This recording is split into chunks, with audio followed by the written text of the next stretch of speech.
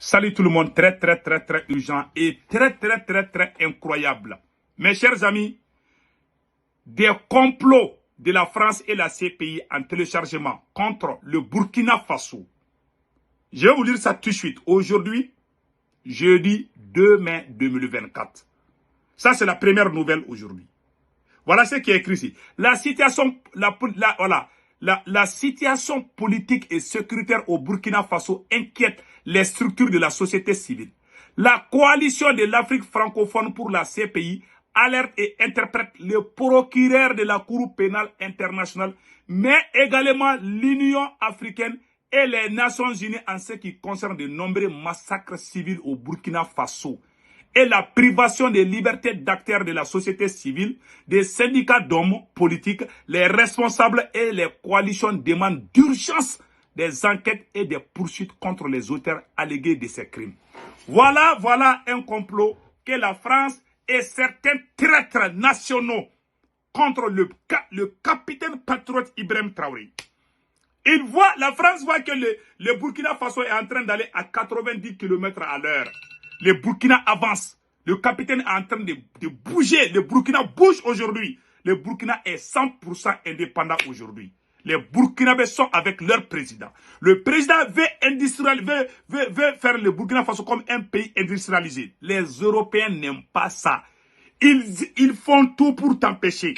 Mais que Dieu protège notre capitaine. Dans ces derniers temps, je vous ai dit, il y a actuellement le voyage du premier ministre du Burkina Faso en Iran qui est en train de susciter. Parce que le capitaine est en train de travailler comme le capitaine a les idées sankaristes, a les idées de Sékou Touré, les idées de Modibo Keïta, les idées de Che Guevara.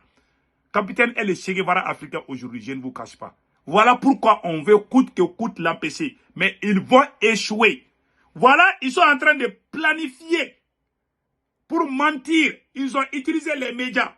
Le Burkina a suspendu leurs médias mensonges. Maintenant, ils veulent passer par certains valets locaux pour aller nuire le nom du capitaine à leur soi-disant Cour pénale internationale.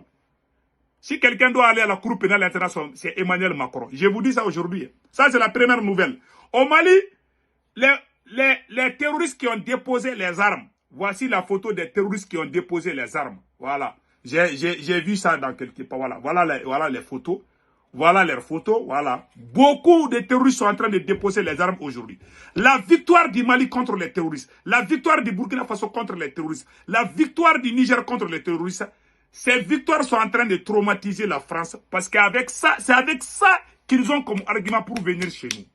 Maintenant, on est en train de finir avec leur bébé gâté.